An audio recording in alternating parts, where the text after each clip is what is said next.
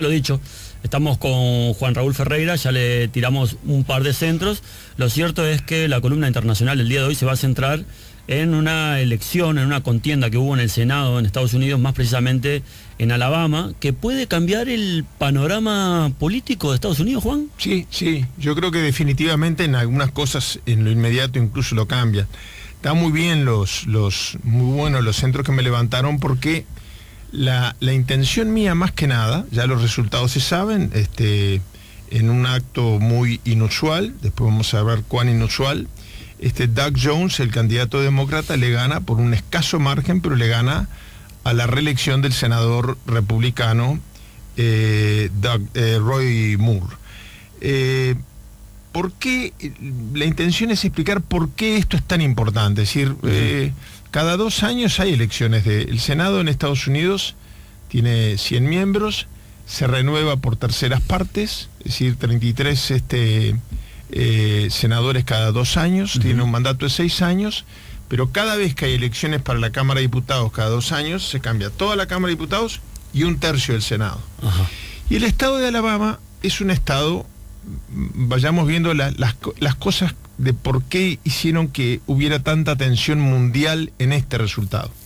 En primer lugar, es un estado con una tradición tremendamente reaccionaria. La última vez que ganó un demócrata fue hace unos 25 años, y 50 años atrás hubo algún gobernador demócrata, les estábamos hablando fuera de micrófono, el gobernador Wallace, por ejemplo, que fue el que instaló en Alabama el apartheid.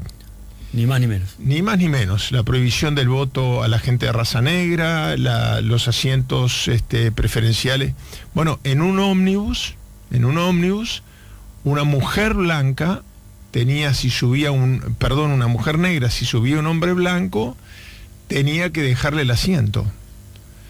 Y en realidad ahí eso fue el principio del fin, porque una persona que yo tuve la satisfacción enorme de conocer y que fue muy solidaria con Uruguay, que era una muchachita en ese entonces, en la década del 60, Rosa Parks, llegó un hombre blanco y le dijo: deme su asiento. Y ella le dijo: no. Y ese no fue el inicio del movimiento de derechos civiles que encabezó Martin Luther King, que no era un hombre que se había preparado para líder, sino que simplemente era el pastor protestante de la iglesia bautista a la cual iba esta chica. Ajá. Y eso dio inicio a la movilización sobre derechos civiles, una de las más importantes de la historia del mundo. Que Rosa Parks fue símbolo, ¿no? Rosa Parks, claro, fue el detonante, sí. Fue el detonante. Fue presa, fue procesada, se comió sus 4 años de penitenciaría por no haberle dado el asiento al hombre blanco. Paró el chofer el ómnibus, la quiso convencer, llamó a la policía, vino la policía, y como dice un amigo mío, a quien Alejandro conoce, que es pastor metodista, dice: no escuchó la voz del policía, ni del hombre blanco, ni la presión de los demás pasajeros, pero escuchó la voz de Dios, ¿no? Él lo dice desde un ángulo religioso, pero me eriza un poco incluso cuando lo cuento. Bueno, entonces en esa Alabama, donde cuando los demócratas tenían cierto poder, es porque los demócratas se situaban en algún momento, los demócratas de Alabama, sí, más a la derecha todavía, eran más reaccionarios, porque derecha no es la palabra apropiada, que los propios republicanos. Ajá. Esto ocurrió, bueno, el ejemplo del gobernador Wallace. Contrario a lo que uno puede suponer ahora, ¿no?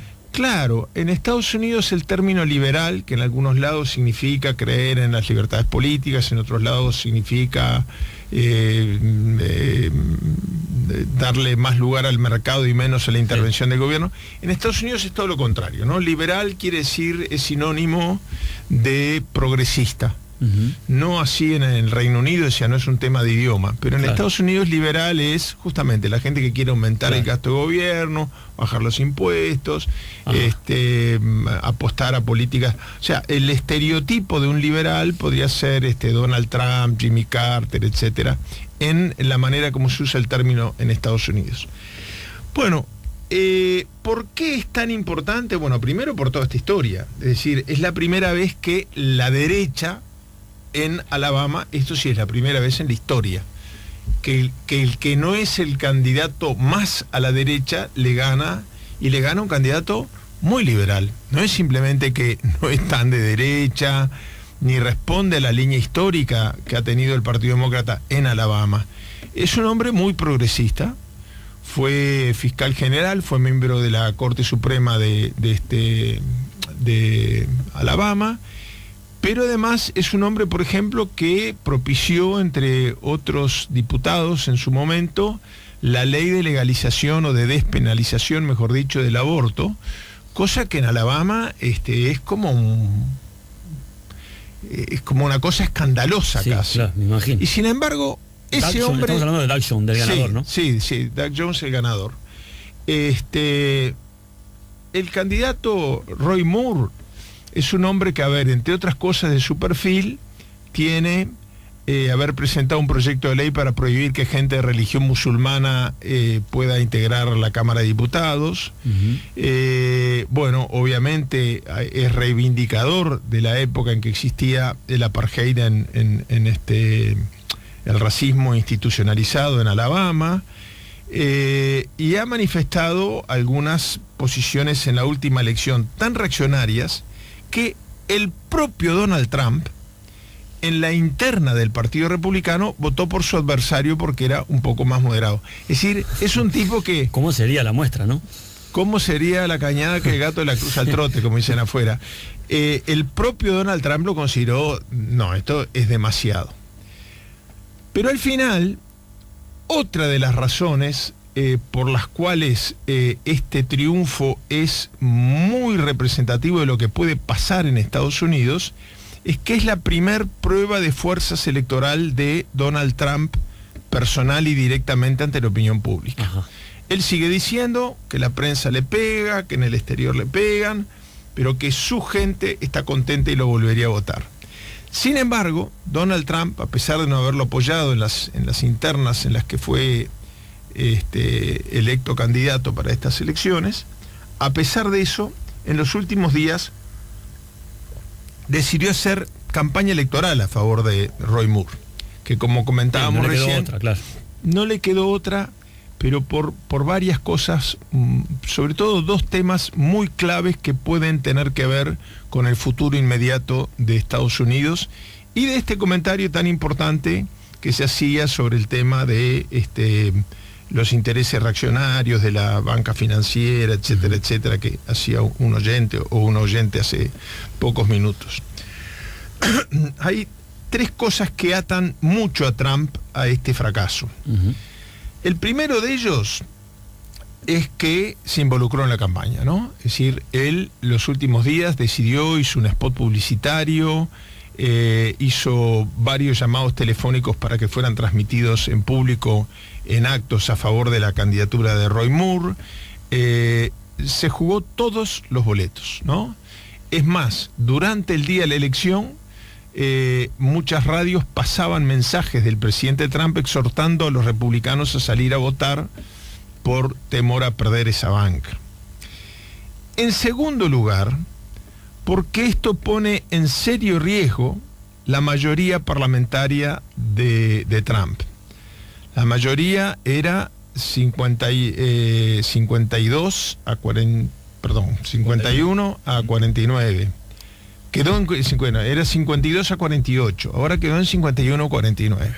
Es decir, siguen teniendo un voto de diferencia a favor. Estoy mal para la matemática. Era 51 a 49, ahora... No, quedó en 51 a 49. Claro, quedó en 50 a 50. Las matemáticas nunca fue el fuerte mío. Bueno, uno dice, bueno, igual hay un voto a favor de los republicanos, pero hay dos senadores republicanos uh-huh. que han adelantado que van a votar. De hecho, creo que van a ser más, ¿no? Pero hay dos que lo han hecho público, que no van a votar la reforma tributaria que ha propuesto el presidente Donald Trump. Esto quiere decir que la reforma no sale, ¿no? y el voto porque son 2 votos, es uno menos para el Partido Republicano y uno más para el Partido Demócrata, o sea que son 2 votos de diferencia. Claro. Esos 2 votos de diferencia impiden entonces que salga la reforma tributaria, que es una reforma que muchos economistas, incluso en canales conservadores como la CNN, etcétera, han dicho que no es una reforma tributaria más, sino que es un despojo a los sectores de clase media y clase trabajadora hacia el 1% más rico de Estados Unidos, generando, es decir, sacarle a los de menos recursos para liberar de impuestos y bajarle los impuestos al 1% más rico de Estados Unidos, iba a traer aparejado nada más ni nada menos que 3 puntos de aumento del déficit fiscal. Y eso se paga con inflación, se paga con otras cosas que técnicamente no son impuestos, pero que lo son, y que eso sí los pagan siempre los menos beneficiados. Todo para bajarle un punto a la contribución tributaria de los sectores más adinerados, al 1%. Que venía siendo una de las banderas, de las recientes banderas que estaba, ¿no? Flameando Trump para... Claro, pero bajar los impuestos es una cosa y bajarlos de manera que beneficien solamente un sector social. La discusión entre algunos académicos, pero no hace diferencia si beneficia al 1% de la población que concentra más riqueza o al 3% de la población, es lo mismo, conceptualmente es lo mismo, sacarle al que tiene menos para que viva mejor, ¿no? Porque... Sí, para alivianar... para alivianarle la carga tributaria a gente que no precisa nada. Bueno. En tercer lugar, esto es muy importante porque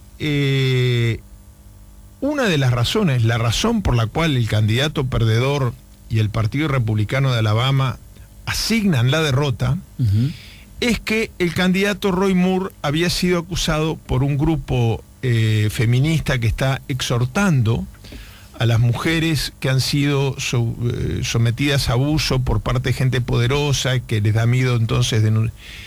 Generalmente hay un miedo a la denuncia del abuso sexual. Bueno, cuando viene por parte de alguien con mucho poder político, el miedo aumenta y las denuncias cuestan más hacerse. Ese grupo feminista que denunció a Roy Moore, entre otras cosas, de haber abusado de una menor de 13 años y de otra menor de 16 años. Cuando era juez. Cuando era juez. Sí. Y lo más increíble es que sus abogados no desmienten el hecho ni dicen que hay falta de prueba material, dicen que prescribió el delito por los años que han pasado. Es decir, que tácitamente está aceptando los cargos. Ahora, este colectivo de mujeres, la revista Time tiene una tradición todos los fines de año de nombrar el hombre o la mujer del año, después con la uniformización del idioma, para no darle un contenido sexista, le llaman la persona del año. Este año, la llamada persona del año del Time no es una persona, sino un colectivo que justamente estas mujeres que han denunciado a Moore y a Donald Trump. Entonces, el tema es complicado, porque los propios republicanos están diciendo, se perdió por las acusaciones de abuso sexual, cuando el mismo grupo, el mismo colectivo que ha logrado que estas mujeres después de tantos años formalicen la denuncia, es el grupo que acusa de los mismos delitos a el presidente Donald Trump. El presidente ha desmentido estos hechos, pero ayer en la noche ya habían 100 legisladores que habían firmado una petición de investigación. 100 legisladores, en Estados Unidos no es tanto, son 100 senadores y los diputados varían según la cantidad de votos que vaya teniendo el distrito, pero oscilan entre 700, 725, según la elección, según la cantidad de gente que va y vota. Pero en todo caso estamos hablando de la octava parte del total del Parlamento. Pero es una señal de atención muy grande, porque donde la investigadora prospere y donde se prueben hechos delictivos por parte del presidente de Estados Unidos en materia de abuso sexual, seguro, ahí es seguro que se viene el juicio político, y un juicio político de ese tenor es muy difícil que el presidente salga ileso. O sea que tenemos todos estos motivos que hacen que la elección de Alabama tenga una connotación especial. Claro. Yo, cuando estábamos escuchando la cortina musical, les comentaba, y creo que tú habías visto en alguna foto, yo me quedé hasta tarde para ver hasta el último resultado, para estar seguro de lo que iba a decir hoy de mañana.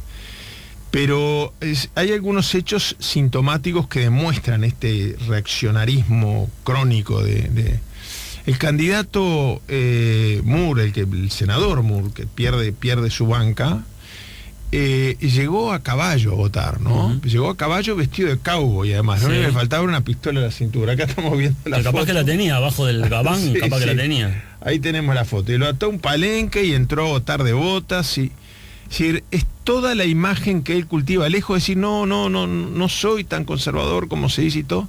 Cayó a un distrito en el medio del campo, pero en el medio del campo, no porque sea un campesino, sino porque tiene un enorme claro, fundo. Tiene una chacra, no planta zapallo. Otra perlita más para agregarle a esto. El amigo Moore tampoco quiso reconocer públicamente el resultado, la derrota. Dijo que bueno, que más adelante se juntaría con Jones, pero que... Fue tan así que la gente de la sede de Moore se empezó a ir, y el candidato Jones, el candidato ganador, no quería salir a aceptar la victoria hasta que Moore no reconociera. Es un poco una tradición, ¿no? El que pierde llama al que gana y a partir de ahí ya se oficializa el resultado, etcétera. Pero ya cuando los resultados eran totalmente irreversibles, más del 90 y casi que el 100%, el 99% de los votos escrutados, y una diferencia de un 1 y algo por ciento. 1,5 más o menos. 1,5%, cuando, o sea, totalmente imposible de revertir con el 1% de las mesas por escrutar, Moore seguía diciendo que él no iba a reconocer.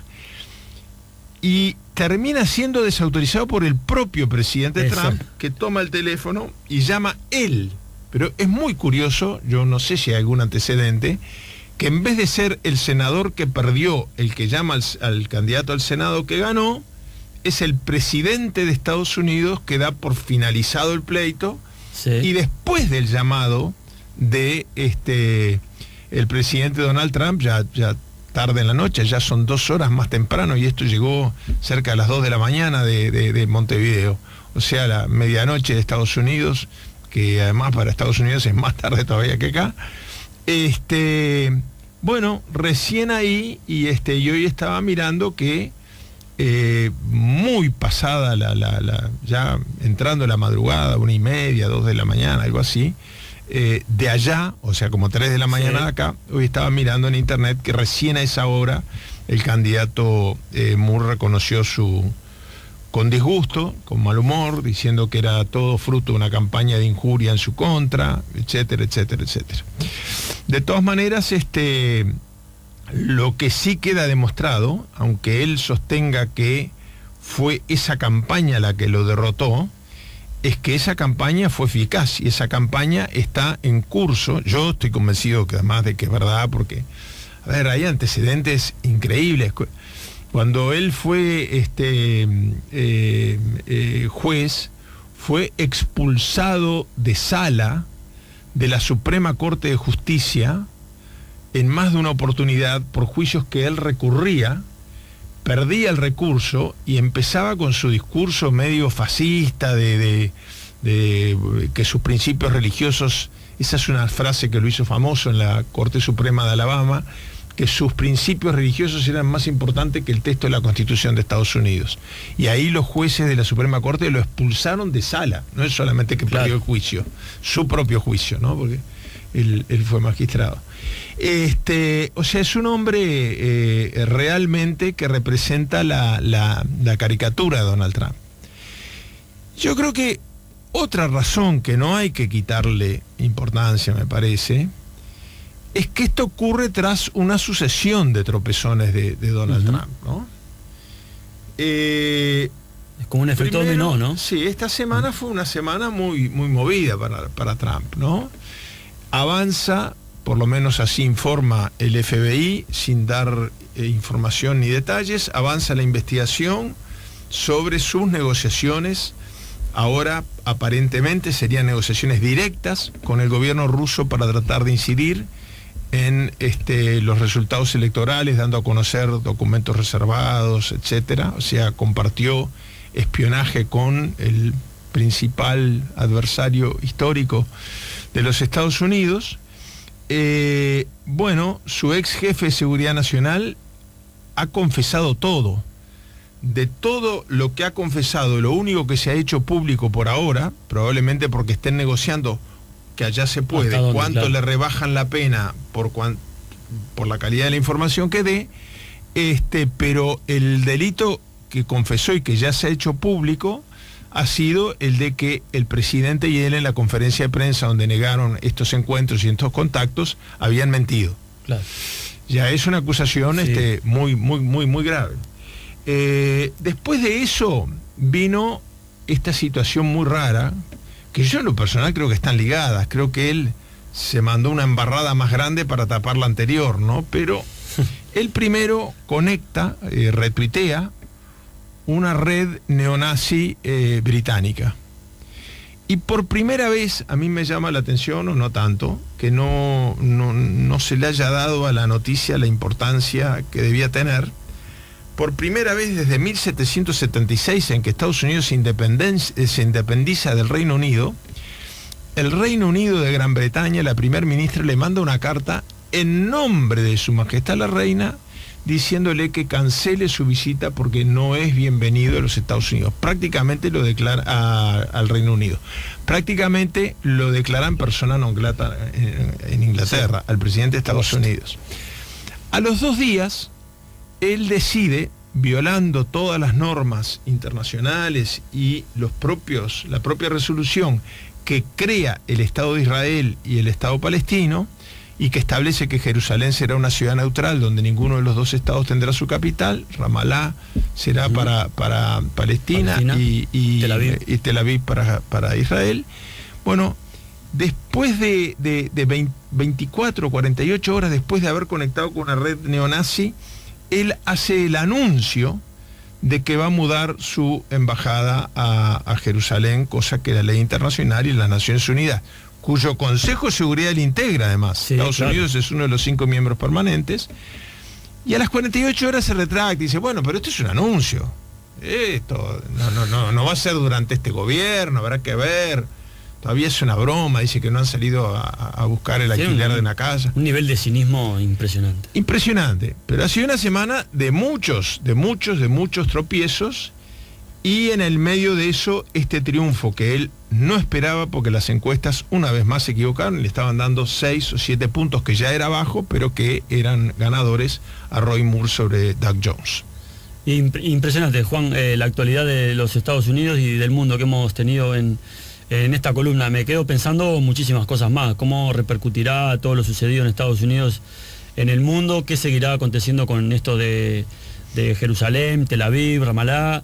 El otro día, ayer comentábamos que el líder de Hamas había solicitado una intifada, no sé, una cosa que me parece que generaría más problemas todavía, porque ya el mundo, estamos cansados de ver que guerra contra guerra no hemos logrado casi nada, pero me parece que tenemos como un caldo de cultivo importante para seguir trabajando la semana que viene, ¿no, Juan? Es como dice un amigo mío comentando esta decisión de Trump, dice, Israel tiene que comprender que la paz hay que negociarla con los enemigos y no con los amigos.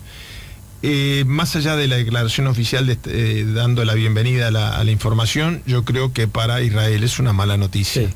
Es una mala noticia porque va a traer muchos problemas. Algunos atentados ya han habido en estos últimos días y, bueno, esperemos que esta retractación del presidente Trump calme un poquito los ánimos. Señores, tuvimos a Juan. Gracias, Juan Raúl. No, muchas gracias a ustedes. Ya volvemos con La Mañana en Camino.